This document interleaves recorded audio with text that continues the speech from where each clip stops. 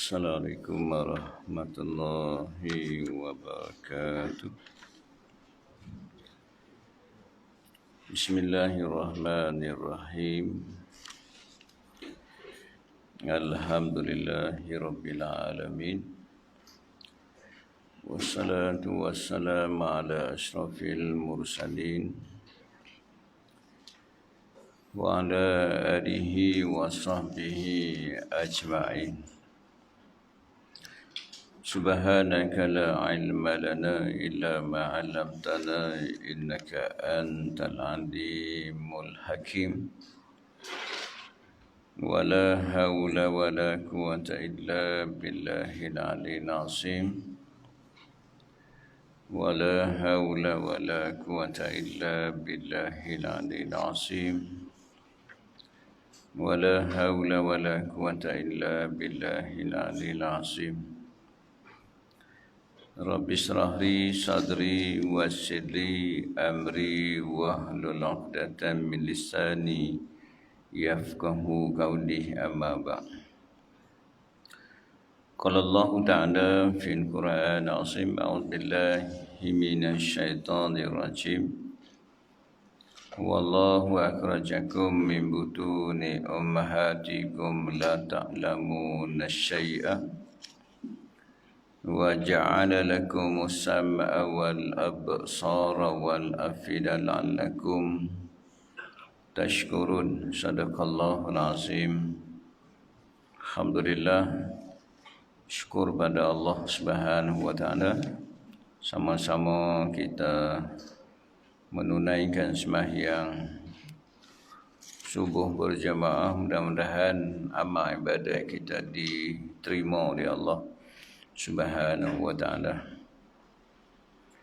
Bersyukur juga pada Allah Subhanahu wa ta'ala kerana memilih kita pada pagi ini untuk duduk dalam majlis ilmu. Mudah-mudahan kehadiran kita pada pagi ini dicatat oleh malaikat yang telah diamanahkan oleh Allah Subhanahu wa ta'ala sebagai suatu catatan yang mendapat keberkatan daripada Allah Subhanahu wa ta'ala. InsyaAllah pagi ini kita sambung pengajian kita dalam kitab Fiqh Manhaji jilid yang pertama. InsyaAllah pagi ini kita dah masuk tajuk Pagi ini kita dah masuk tajuk iaitu hukum bersuci. Betul cikgu Hukum bersuci. Jadi kita mulalah. Kita mula dah masuk tajuk bab yang pertama dalam kitab ni. Kita tengok di muka surat, di muka depan tu, kulit tu. Jadi tajuk yang kita belajar hanya dua tajuk, iaitu menghuraikan bab bersuci dan juga sembahyang ataupun salat. Di pagi ini kita masuk pada tajuknya, iaitu hukum bersuci. Baik. Bismillahirrahmanirrahim. Qala musannif rahimahullahu ta'ala wa nafa'na bi'ulumihi. Hukum bersuci. Erti bersuci. Sebelum kita nak masuk hukum-hukum bersuci, tajuk besar dia, terlebih dahulu kita kena tahu apa dia itu bersuci. Tapi kalau kita bahasa Melayu ni kita tahulah bersuci itu apa. Di segi bahasa dia kata bersuci itu ialah bersih. Bersuci itu bersih dan terhindar daripada kotoran. Itu maknanya bersuci, bersih. Apabila bersih, terhindar daripada kotoran.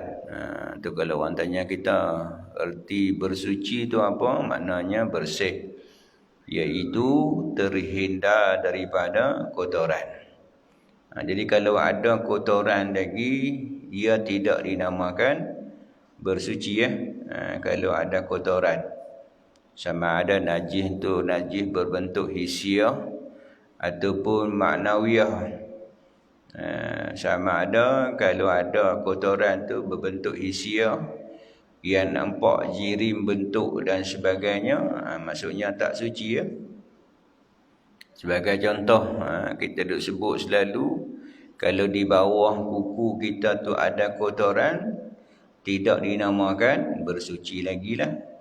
Walaupun muka kita putih, bersih, lain semua bersih, tetapi di bawah kuku tu masih ada kotoran, tidak dinamakan bersuci. Itu di segi hisiah lah. Begitu juga tentang bersuci di segi maknawiyah. Maknawiyah, sifat-sifat keji, sifat-sifat mazmumah ada tu tidak dinamakan juga bersuci di luaran dan juga dalaman. Dia kata bersih dan terhindar daripada kotoran. Mesti dua gabung, bersih, lepas tu hindar daripada kotoran. Tak ada kotoran, dua kotoran. Iaitu hak luaran dan juga hak dalaman. Hak luaran nampak di segi zahir.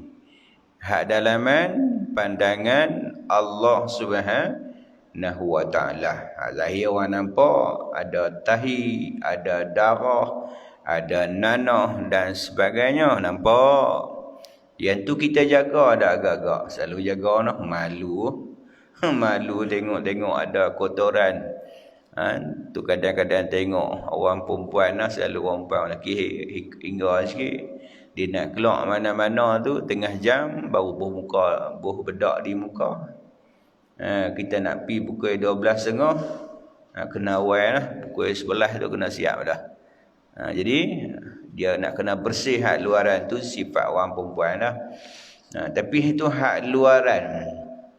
Hak dalaman pandangan Allah Subhanahu wa ta'ala. Kita nak dua-dua. Hindar daripada kotoran luaran dan juga dalaman. Dualan tu kita sebut dah sebelum ni, makanan luaran dan juga makanan dalaman. Dua-dua kita kena bagi makan. Hak luaran pun kita kena bagi makan, hak dalaman juga kita nak kena bagi makan. Hak luaran insya-Allah kita jangan duk risau Masa dulu-dulu ni berat apa?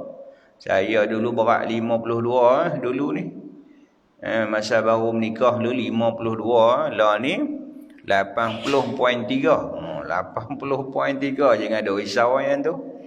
Pagi ni satgi nak tuan haji beritahu tadi, satgi insya-Allah saya buat kenuri, dia kata tadi. Makan tak? Makan dah satgi ni insya-Allah.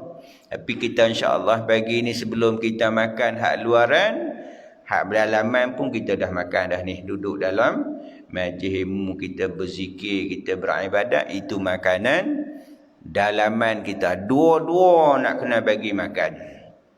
Dua-dua kita nak kena bagi makan insya-Allah. Luaran pagi kita makan sat lagi. Pukul 10 sat lagi makan pula. Balik sembahyang Jumaat makan pula. Lepas tu pukul 5, pukul 4, pukul 5 makan pula gurih pisang apa ke. Malam lagi makan dah. Malam lagi balung pula. Makan pula 5 kali. Kita bagi makanan kepada hak luaran kita, hak dalaman. Hak dalaman insya-Allah pagi ni dah kita bagi makan dah. Sekali lagi kita bagi makan, kita nak bagi makan. Jangan kita sampai tak bagi makan hak dalaman kita. Kalau hak luaran, kalau kita tak makan sehari, rasa lapang dah agak-agak. Sehari ni tak makan, nak puasa 2, 3, 4 hari lagi ni. 2 minggu lagi kita nak puasa ni, sehari puasa rasa lembik kan, no? Tak larat dah. Selalu orang lelaki, orang perempuan insya-Allah dia selamba relax dia. Puasa-puasa dia kerja macam tu juga. Orang lelaki puasa tidur tidur, tak boleh pergi mana kalau hari cuti pula tak pergi mana dah. Nak abang kata apa?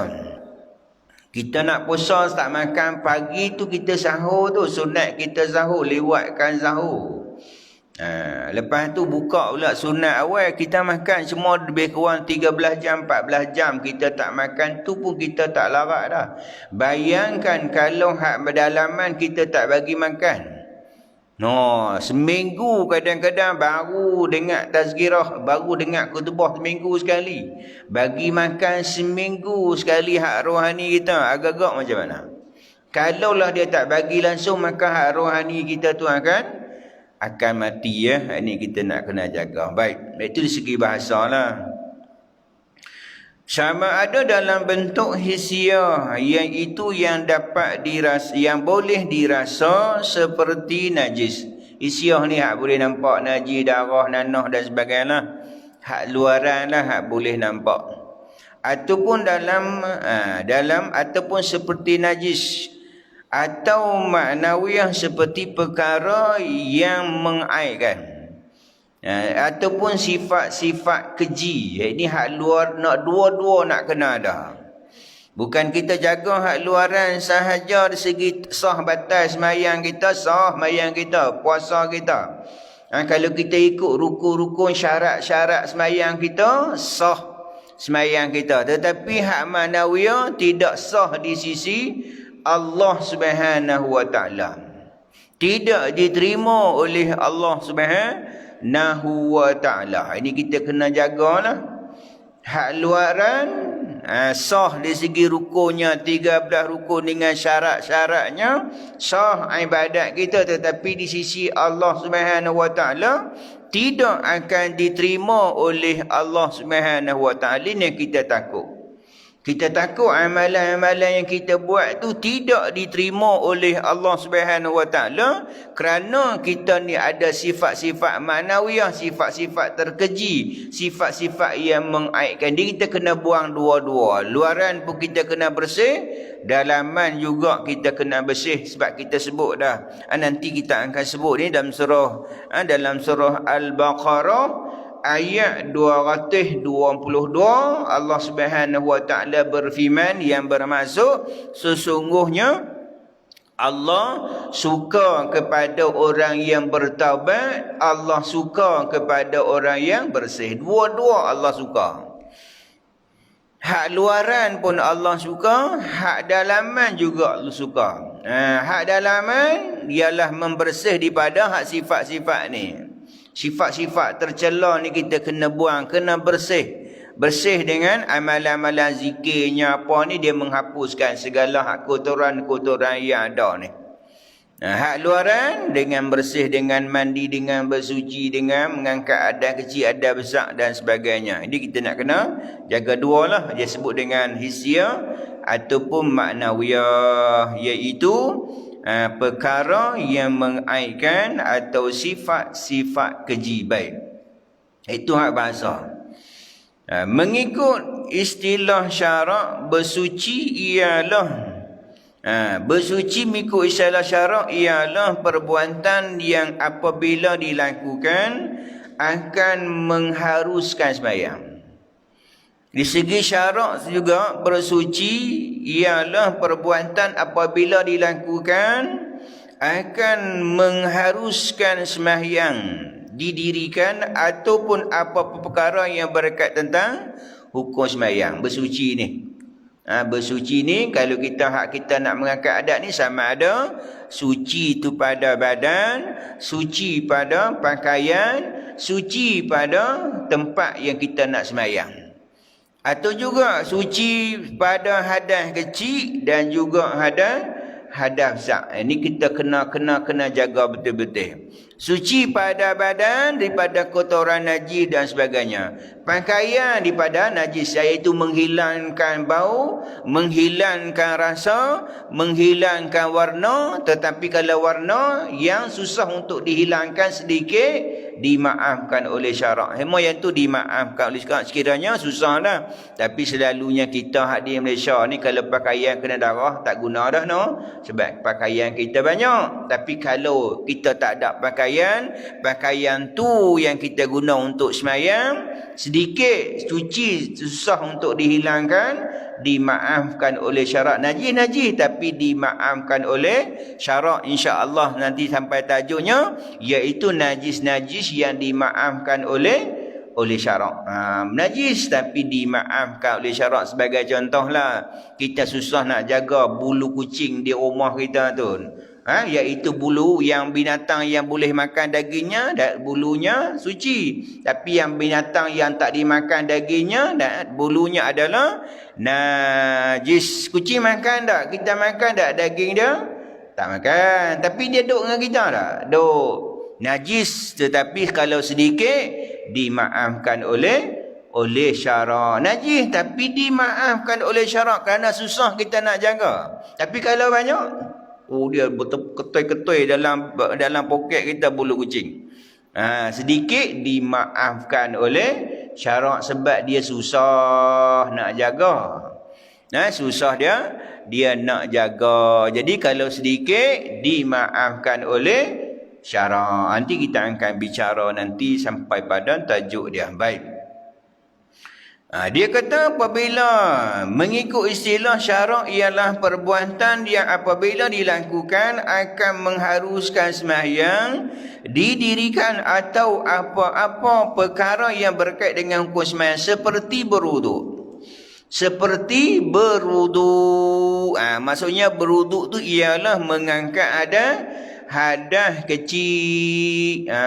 Dengan nak angkat hadas kecil mesti dengan berwuduk, menyempurnakan wuduk. Nanti kita akan beritahu dia sebut ni. Tengok hadis di bawah ayat Quran bawah, dia akan sebut tentang kewajipan perintah daripada Allah Subhanahu Wa Taala. Iaitu seperti kita bersuci apabila kita nak sembahyang, seperti dia buat contoh berwuduk. Berwuduk ni ialah kita nak mengangkat hadas kecil. Kita nak mengangkat hadas kecil dengan berwuduk. Maka wuduk maksudnya itibari pada anggota-anggota tertentu. Bersuci ni ialah berwuduk ialah iaitu ialah pada anggota-anggota tertentu, itibari pada anggota. Kalau kata wuduk, dia ada anggota yang wajib kita nak kena sempurnakan. Contohnya yang kita pernah sebut sebelum ni, 4 basah 2 kering. Jadi ni mesti kita nak kena sempurna. Kadang-kadang berlaku 2-3 hari berlakulah orang mai tanya, belajar dah tajuk tu Al-Jabair Al-Asaib. Nanti kita akan belajar Al-Jabair Al-Asaib, balutan pada anggota yang patah, balutan pada anggota yang luka. Balut. Semayang nak kena semayang dah? Nak kena semayang. Balutan. Balutan pada anggota yang patah terkena pula pada anggota wuduk balutan tu. Kalau tak kena pada anggota wuduk, jadi masalah tentang apa? Tentang mandi wajib. Kalau anggota wuduk tak apa, muka, tangan, kaki, kepala, itu anggota wuduk. Tapi kalau mandi wajib, seluruh badan. Mailah seorang ustaz, saya ni ustaz ni buat operation di perut ni, dia tebuk perut ni buat operation. Maka bekas operation tu diletakkan balutan. Diletakkan balutan. Ustaz, saya bermimpi, Ustaz, berjunuk. Macam mana Ustaz nak kena tayamum kah? Saya tayamum dah lah. Saya ganti dengan mandi dengan bertayamum. Dia nak main sembahyang maghrib. Ni buat kitab ni mengaji dah, tapi mungkin dia tak main lah kot. Mengaji dah. Mungkin si kita sangka baik dia tak main kot hari itu.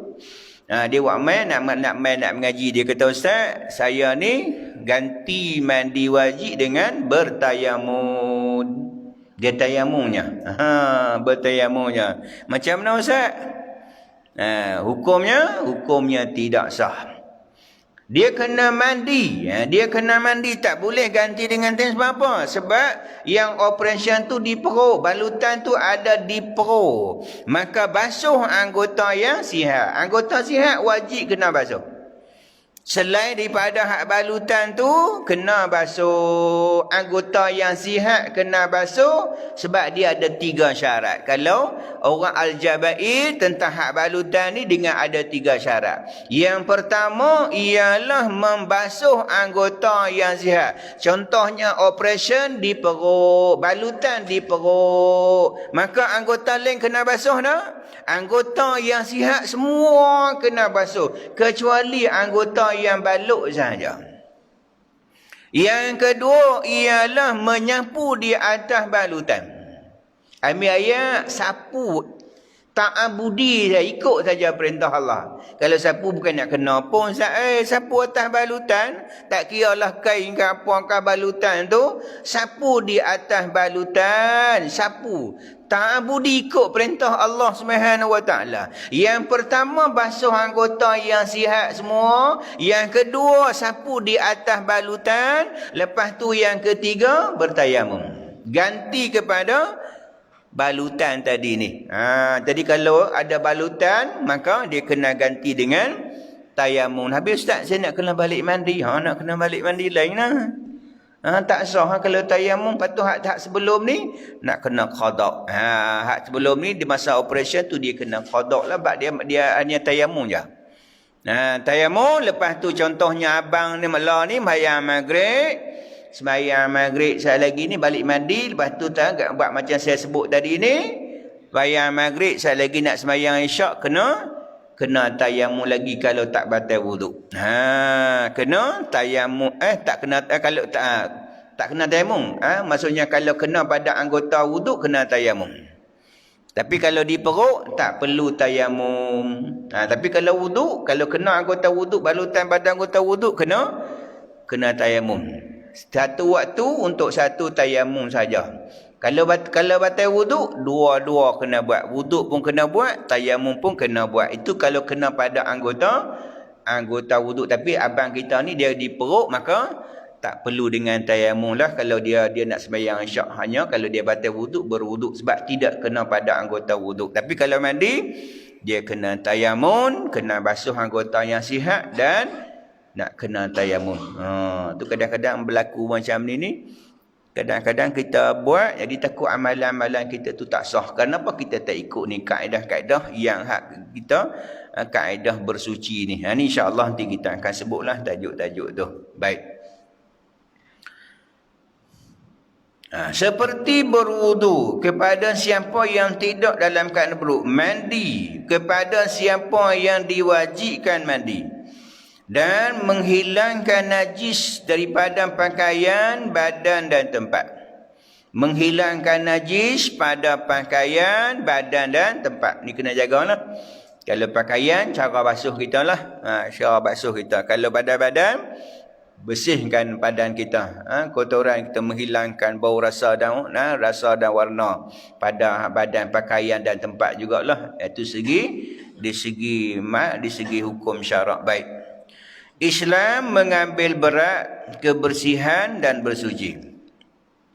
Islam sangat mengambil berat terhadap bersuci dan kebersihan. Ia dapat dilihat sebagaimana berikut. Yang pertama, perintah berwuduk beberapa kali setiap hari untuk mendirikan sembahyang.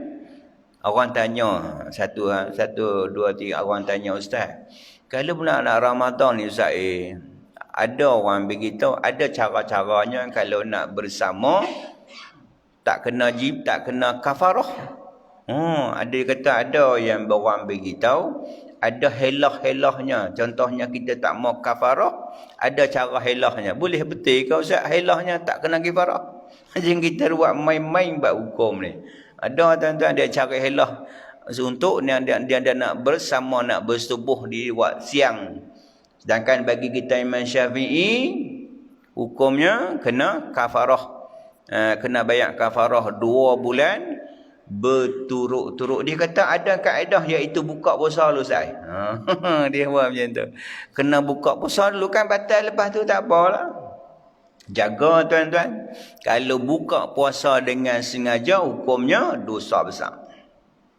Walaupun tak kena kafarah, Bagi kita Imam Syafi'i lah. Kena kafarah 2 bulan berturut-turut. Bayangkan hari 59 kita puasa, hari 60 lah kita puasa, tak larat lah. Nak terguling jatuh ha. Lepas tu buka pada hari 60 tu, kena ulang lagi. Kena jaga ni. Dia kata boleh, dia kata ada orang beritahu buka dulu, minum air dulu, lepas tu bersama. Tak kena kafarah. Memang tak kena kafarah, tapi dosa besar dia ada 2. Yang pertama, kalau kita buka dengan sengaja, dosa besar. Lepas tu wajib imsak, wajib menahan daripada makan dan minum. Bukan kata sunat imsak ni orang tak puasa. Oh, aku tak puasa boleh makan. Oh, aku tak puasa boleh beratok. Wajib imsak, wajib. Dia macam mana orang puasa, macam itulah dia kena buat. Tak boleh makan, wajib dia kena imsak. Orang yang sengaja, orang yang saja-saja tak puasa, wajib dia imsak. Yang sunat Ustaz imsak ni, yang sunat orang musafir. Orang musafir dia boleh buka. Cuma dia sunat imsak. Tapi dia kena ganti pada bulan-bulan lain. Ataupun orang perempuan kedatangan haid waktu pagi, main lagi. Tengok-tengok pukul 10, kena. Dia sunat imsak orang perempuan. Sunat tak makan, sunat. Dia nak makan pun boleh. Tetapi kalau dia saja-saja buka kerana nak berjima, hukumnya buka tu hukumnya haram. Dia wajib dia kena imsak, dia tak boleh makan. Lepas tu kalau dia jina 2 kali pula dosa. 2 kali dosa, bukan dosa kecil, dosa besar ni. Jangan buat main-main. Dia kata tak apa, boleh, tak kena kafarah, tapi buka puasa dulu. Ada juga macam tu no. Jaga tuan-tuan. Jangan memang kita jangan main-main dengan hukum Allah. Buka dengan sengaja, hukumnya dosa besar dan wajib dia imsak. Kalau dia batal, dia buat pula dengan berjima, dosa 2 kali dosa besar. Tak payahlah. Tak payahlah. Di waktu malam tak apa. Masuk waktu maghrib tu, tak apalah kalau dah tak tahan sangat. Ada tuan-tuan. Nak kena jaga. Nak kena jagalah dosa besar. Baik. Walaupun dia kata kena boleh buka, mengalah boleh buka. Kecuali suami musafir. Kan musafir kan boleh buka ganti bulan lain lah. Dia balik rumah, kebetulan bini pula pagi tu pukul 8 kering dah. Yang tu sunat imsak, Tuhan sunat tahan. Jadi kalau dia buka, kalau dia bersama tak apalah yang tu. Orang lelaki musafir dia boleh buka puasa, tapi ganti bulan lain lah. Tapi puasa tu lebih baik lah orang musafir. Tapi kalau dia tak tahan nak buka, boleh buka. Dia balik, kebetulan bini dia waktu malam tu dia tak puasa lah. Tengok pukul 8 kering dah. Yang tu sunat imsak. Kalau dia bersama, hukumnya melanggar hak benar sunnah, makruh je lah. Langgar yang sunnah, hukumnya makruh. Kalau yang tu lah boleh gagah lah. Yang tu syarat dengan 2 tadi lah. Suami musafir. Musafir kalau kita sakit ya tak ada harapan sembuh, takkan dia nak jimak lagi no. Dah sakit pun tidak harapan sembuh dah. Doa lagi. Maksudnya suami musafir tak larat buka boleh, tapi ganti pada bulan lain. Isteri pula waktu pagi haid lagi, pukul 8 suci. Balik suci pukul 8. Cuma yang tu sunat imsak, sunat tahan je. Tapi kalau dia bersama, yang tu tak apa. Tapi yang tadi ni sengaja buka. Saja aku buka puasa kerana nak jimak. Pakai dia dosa besar. Tapi kalau dia, sebab dia bagi kita Imam Syafi'i, saya masuk sikit lah, nak masuk puasa jaga-jaga jugalah. Bagi contoh kenapa orang Imam Syafi'i ni, orang perempuan tak kena kafarah. Ada 2 sebab lah. Kalau perempuan kena kafarah, dia dah kedatangan haid dah orang perempuan. Tapi Imam Hanbali dia kena puasa juga orang perempuan.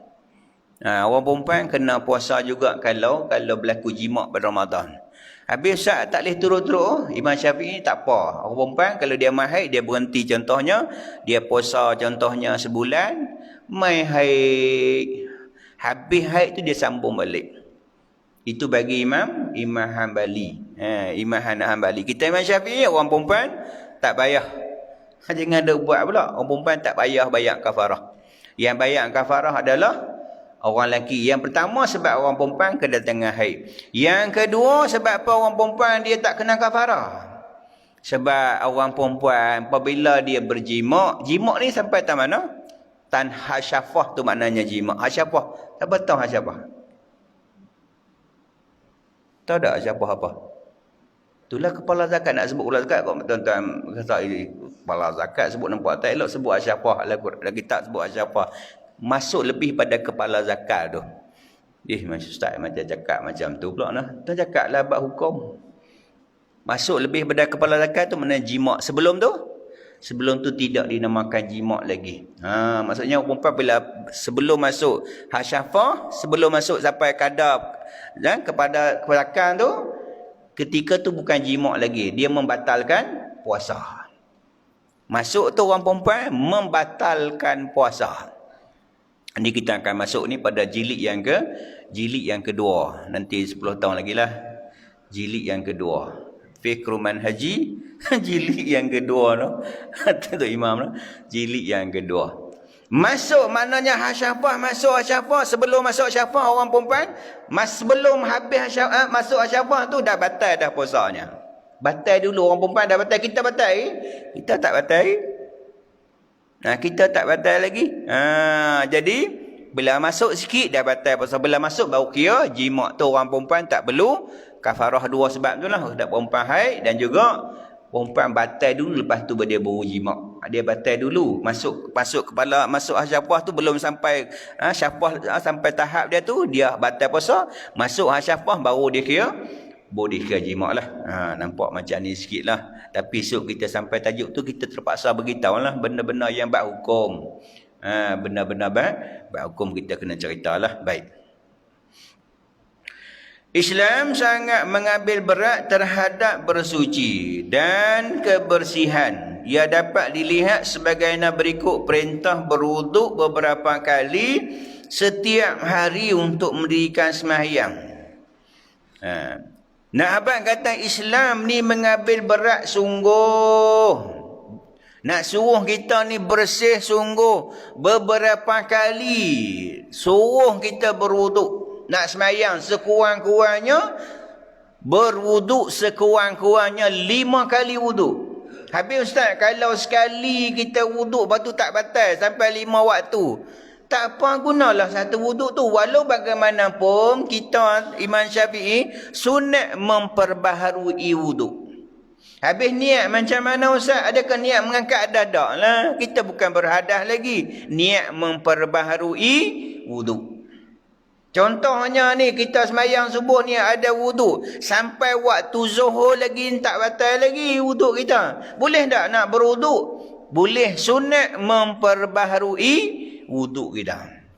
Sunat. Bukan kata mengangkat adas. Kita bukan kata saja aku mengangkat adas. Tak. Memperbaharui wuduk. Kenapa? Sebab kita belum berhadas lagi. Sehari 5 kali tu Nabi sebut. Di hadapan rumah kamu ada sebatang sungai. Kamu mandi sehari 5 kali. Ada tak kotoran? Sehari mandi 5 kali. Mandi sekali pun okey dah. Tetapi sehari Nabi kata di hadapan rumah kamu. Nabi beritahu dekat sahabat-sahabat yang kita pernah sebut dah sebelum ni. Di zaman Nabi tu ayat tu susah untuk nak dapat. Bukan kata zaman tu sampai lah kalau pi negara yang tak ada ayat Afrika ke apa. Mereka ayat bagi mereka kan nikmat begitu besar lah. Orang-orang duk pi sumbang buat telaga dan sebagainya. Sonoknya mereka. Nikmat ayat tu bagi mereka. Nanti kita akan bicara tentang bab istinja tu. Mereka lebih beristinja dengan benda-benda kesat seperti batu, seperti kayu. Kita beristinja dengan ayat. Sebab apa? Kita banyak ayat. Mereka bagi mereka ayat tu sangat berharga. Zaman sahabat tak ada ayat. Zaman Nabi ayat kurang. Maka Nabi tanya, di hadapan rumah kamu ada sebatang sungai, kamu mandi sehari 5 kali. Ada tak kotoran? Tak ada lah kotoran sehari mandi. Nak abang kata Islam ni suruh kita jaga kebersihan ni. Sampai taraf tu. Sehingga kita ni mandi sehari 5 kali. Hak luaran pun tak ada kotoran. Hak dalaman juga tak ada kotoran. Dua-dua tak ada. Hak luaran, hisiah. Hisiah hak luaran. Hak ma'nawiyah, suci hak dalam. Kerana apabila kita beruduk ni, gugur tak dosa-dosa kita? Dosa gugur. Cuma tak nampak lah. Kalau nampak tuan-tuan, keruh ayak kolah. Kalau nampak lah. Keruh ayak kolah tu. Kotoran-kotoran. Dosa-dosa yang kita buat, cuma tak nampak. Bahawa benda-benda dalaman ni tak nampak. Kalau nampak lah macam saya duk sebut setandu. Saya pun tak mai kuliah pagi ni. Kalau malu dekat tuan-tuan pagi ni. Sama juga dengan tuan-tuan, puan-puan, muslimin, muslimat. Kalau nampak ketoran-ketoran dosa-dosa kita, mai tak pagi ni agak-agak? Pakai tak mai, tidak malu cikgu nak mai dah. Saya pun malu nak mai, tuan-tuan pun malu nak mai. Kalau lah ni dosa-dosa tu bau busuk macam bangkai. Pakai lari habis kita ni pagi ni. Woi busuk ah. Busuk sampah pun kita dah mengamuk. Awak ni sampah apa tak buang ni? Busuk ni. Kita mengamuk nah, bayangkan. Allah tutup benda tu. Maka nak bersihnya kalau hak dalaman dengan berwuduk. Hak luaran juga dengan berwuduk. Sebab berwuduk ni ialah pada anggota-anggota yang terdedah, muka terdedah, tangan terdedah, kaki kita dijak mata. Bersih ni kotoran-kotoran yang ada. Hak dalaman pula, muka ni duduk anggota-anggota yang besar. Mata duduk di muka, hidung duduk di muka, mulut, mulut lagi sakan. Tu kita sunat berkomor-komor hak luaran. Kita nak bagi bersih mulut kita. Hak dalaman, nak bersih ni mulut-mulut kita yang hak kadang-kadang cilupak dan sebagainya. Cakap benda-benda yang tak elok, keji dan sebagainya. Lah cakap. Tak cakap mengumpat-mengumpat kecil-kecil dulu. Mengumpat kecil-kecil. Berapa nak. Lah mengumpat dalam WhatsApp, dalam Facebook dan sebagainya. Lagi sakan dosa. Tu kita kalau kita nak kongsi sesuatu benda. Kongsilah benda-benda yang baik-baik. Berapa nanti orang kongsi. Kita pun dapat pahala. Orang lain kongsi pula dapat pahala. Orang lain kongsi pula dapat pahala. Ni macam cikgu kita buat rakaman. Pahala cikgu esok ni tak tahulah banyaknya pahala cikgu. Lepas tu orang lain pula share pula. Dapat pula pahala cikgu dapat. Orang share pula dapat. Orang share pula dapat. Semua dapat tuan-tuan ni. Hak kita mai juga dapat. Kita dapat ilmu, kita kongsi. Benda-benda yang baik. Jangan kita kongsi benda-benda yang tak baik. Dah lah pahala kita tak banyak mana. Lah kita buat baik ni tak banyak mana. Kita kongsi pula benda-benda yang tak elok. Tak pasal-pasal. Dosa kita dah mati dah. Tapi benda yang hak kita kongsi, agak orang padam tak? Orang benda-benda yang tak elok. Mereka tak padam dah. Kalau ceramah insya-Allah mereka padam juga. Kita tengok macam tu. Tapi kalau benda-benda ni, virus tengok itu saya tengok. Mula sekolah tu kan budak lari tu. Mereka lari. Budak tu lari 57,000 tuan. Lari. Pergi sekolah lari kan. Nampak lari tengah jalan panjang lari tu. Tak sampai 1 minit pun lari. Orang tengok view dah sampai 57,000. Baru lari. Tu macam tu. Dia virus. Tamah-tamah lah benda-benda. Lagi-lagi. Orang pakai share-share tengok bayangkan. Kerana kita kongsi benda-benda yang tak elok. Orang lain share. Kita dah mati benda tu dah ada dah. Ada ni yang kita takut. Kita nak share. Biar kita share benda-benda yang baik.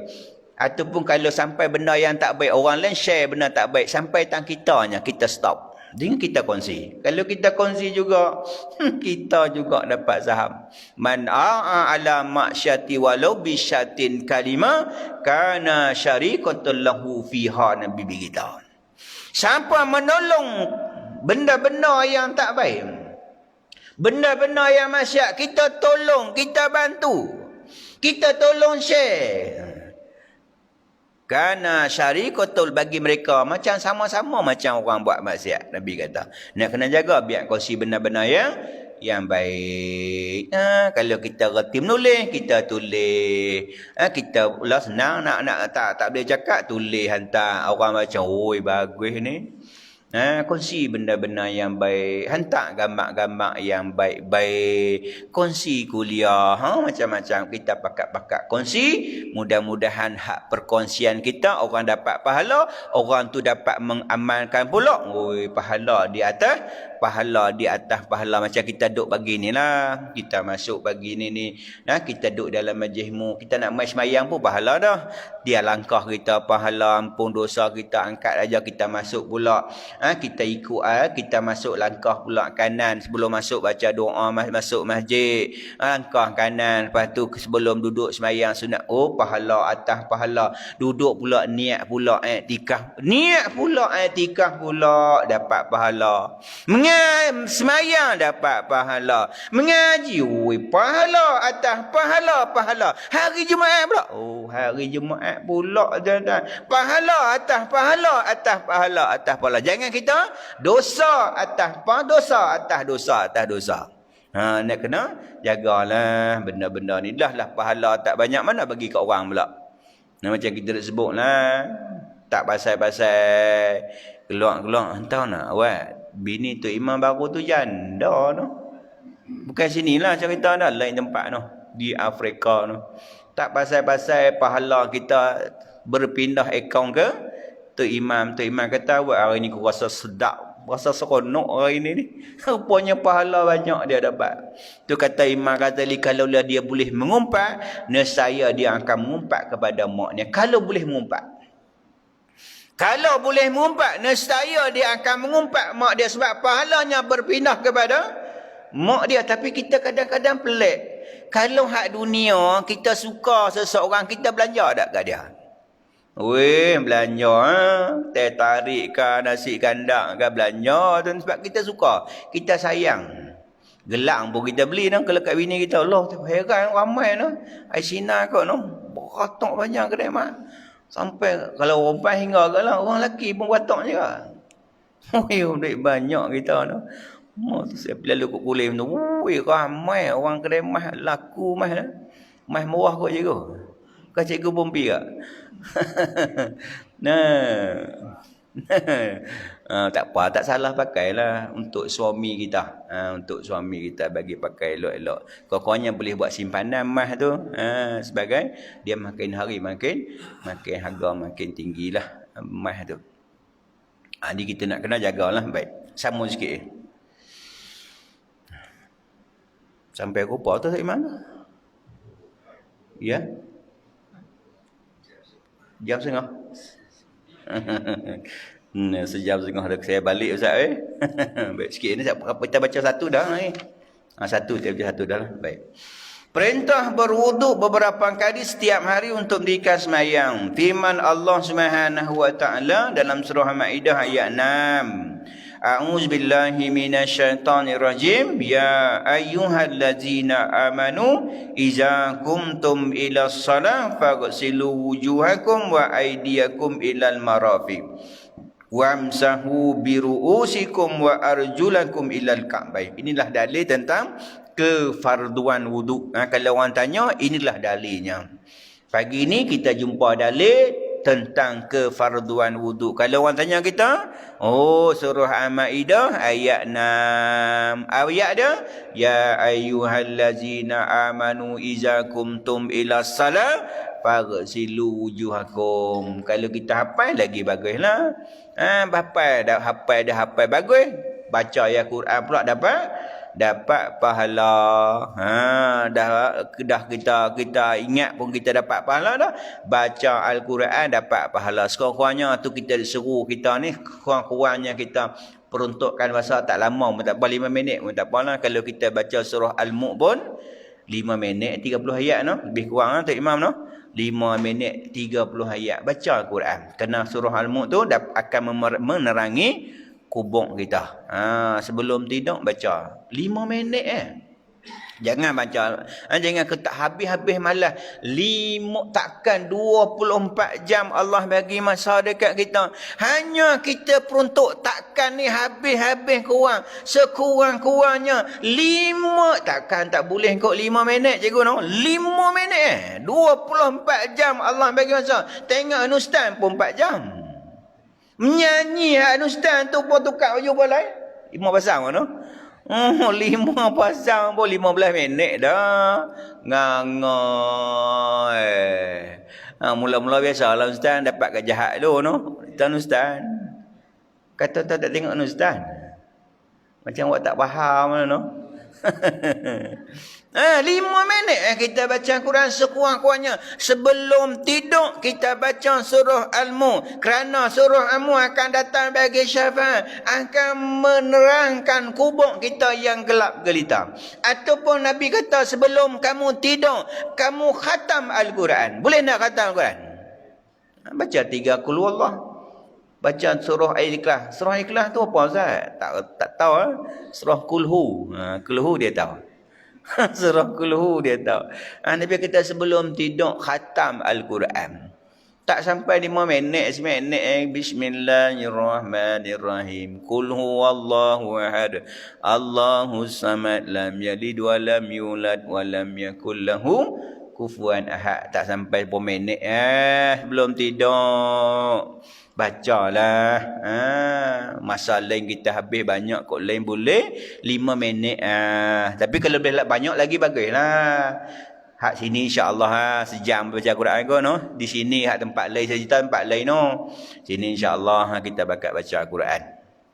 Ini dalilnya. Kalau orang tanya kita surah Al-Maidah ayat 6 tentang perintah Allah Subhanahu Wa Taala berwuduk, suruh kita bersih, suruh kita basuh muka, basuh tangan, sapu kepala. Maksudnya wahai orang-orang yang beriman, sekiranya kamu ingin mendirikan sembahyang, maka basuhlah muka-muka kamu dan tangan-tangan kamu hingga ke siku, dan sapulah kepala kamu dan kaki-kaki kamu hingga kedua buku lali. Ini perintah daripada Allah Subhanahu Wa Taala yang wajib kita kena buat ketika kita nak sembahyang.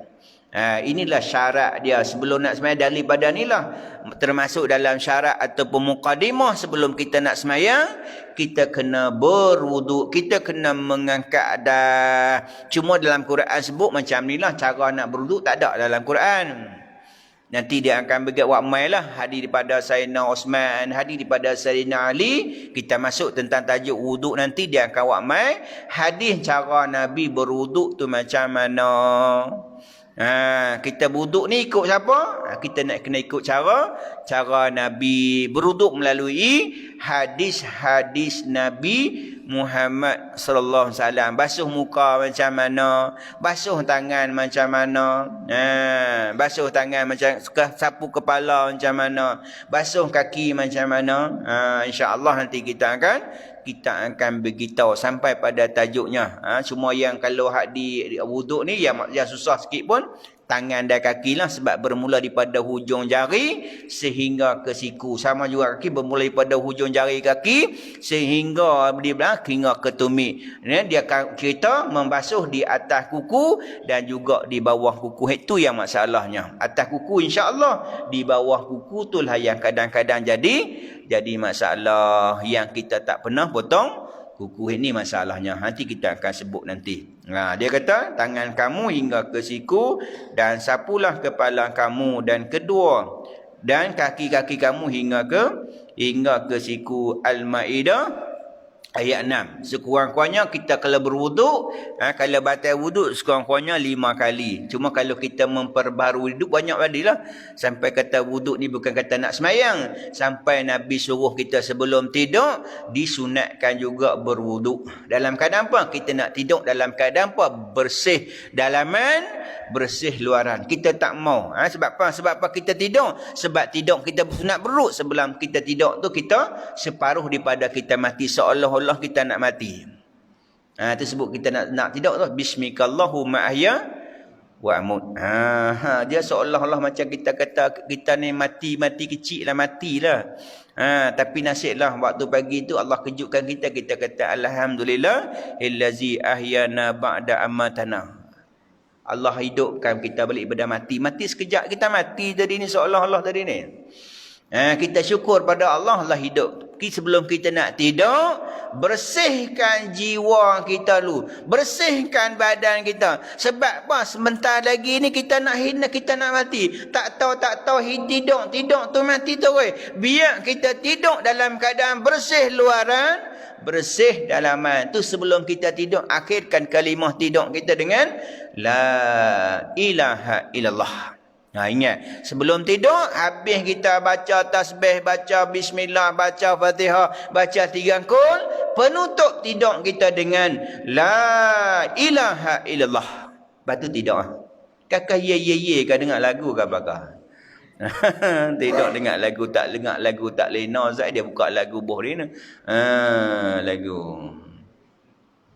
Lagu dulu-dululah.